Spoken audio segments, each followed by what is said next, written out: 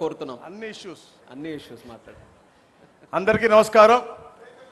ముందుగా ఎండనగా వాననగా ఎప్పుడు కూడా జెండా మోసి విజయమే లక్ష్యంగా పనిచేసే మా కార్యకర్తలు, ఎందుకంటే పార్టీకి ఎప్పుడు వెన్నుదన్నుగా ఉండి ఏదైతే వారి యొక్క కుటుంబ సభ్యులుగా మనల్ని భావించి ఎంతో కష్టపడే మా కార్యకర్తలకు ముందుగా శిరస్సు ఉంచి నమస్కారం తెలియజేసుకుంటూ, వారి యొక్క త్యాగం, వారి యొక్క నిబద్ధత, వారి యొక్క స్ఫూర్తి ఈ విజయానికి మా అందరికి కూడా ఒక బలమైన పునాది వేసిందని చెప్పేసి తెలియజేసుకుంటూ, అలాగే ఏదైతే ఒక విఘ్నతతో ఈ రాష్ట్ర ప్రజలు మనందరినీ గెలిపించారు వారికి కూడా ప్రత్యేకంగా నా యొక్క అభినందన తెలియజేసుకుంటా ఉన్నాను. వారి యొక్క విఘ్నత, వారి యొక్క నమ్మకం ఈరోజు మనకి బాధ్యత చాలా పెంచింది. అందుకనే ఈరోజు మనం ప్రజా కేంద్ర పాలన కొనసాగిస్తూ ఉన్నాం.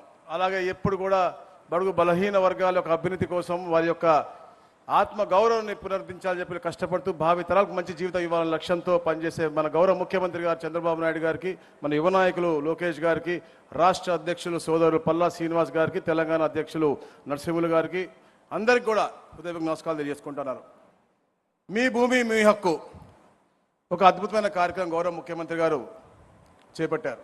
ఎందుకంటే గౌరవ ముఖ్యమంత్రిగా గతంలో రెవెన్యూ మంత్రిగా పనిచేసినప్పటి నుంచి ఈ రాష్ట్రంలో భూ రికార్డుల పరిస్థితులు, ముఖ్యంగా ఈ ప్రాంతం ఒక మెంటాలిటీ ఉంటే ఇంకో మన అక్కడ ఆంధ్రప్రదేశ్లో అక్కడ ఒక నవాబీ పరిపాలన ఉండేది, అక్కడ ఇంకా ఎక్కువ ప్రాబ్లం ఉండేది. అందుకని ఇక్కడ వచ్చిన తర్వాత 2014 నుంచి 19 ఎన్నో సంస్కరణలు తీసుకొచ్చి ఈ ప్రాంతంలో ఎక్కడ కూడా ఇలాంటి సమస్య ఉండకూడదని చెప్పే లక్ష్యంతో వారి పరిపాలన సాగించారు. కానీ గత పాలకులు ఏదైతే గొడ్డలి పార్టీ అధ్యక్షుడు ఉన్నాడో 2019 వచ్చిన తర్వాత అతనికి భూదాహం, ధనదాహం, రక్తదాహం అన్నీ ఉన్న విషయాలు మీకు తెలిసే.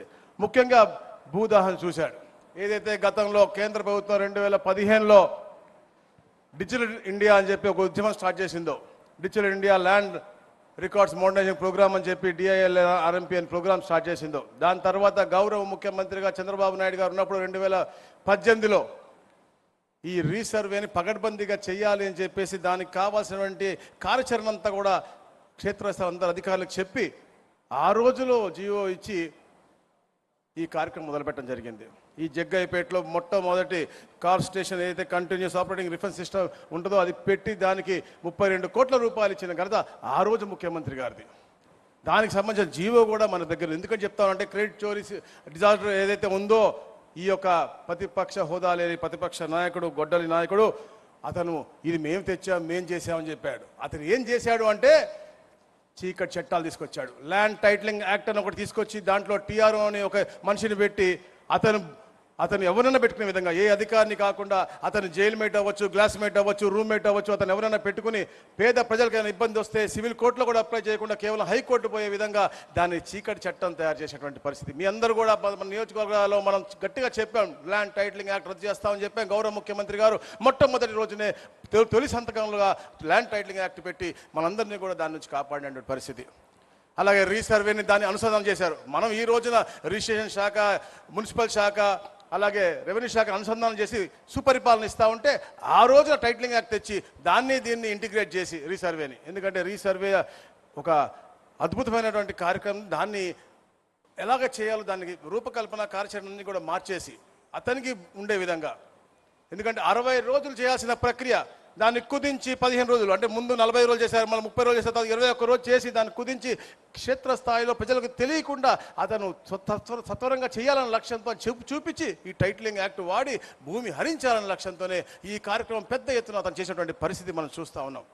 గౌరవ ముఖ్యమంత్రి గారు 2024లో వచ్చిన తర్వాత మనం చూసాం, మనం ఎక్కడికి పోయినా ఒక 70% రెవెన్యూ సమస్యలు వస్తూ ఉన్నాయి.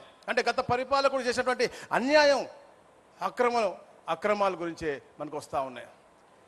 క్షేత్రస్థాయిలో ఒక మంచి పరిపాలన ఇవ్వాలి, అన్ని భూ సమస్యలు పరిష్కరించాలని చెప్పి టైం ఓరియంటెడ్గా, టైం టార్గెట్గా గౌరవ ముఖ్యమంత్రి గారు మా అందరికి కూడా ఆదేశాలు ఇచ్చారు.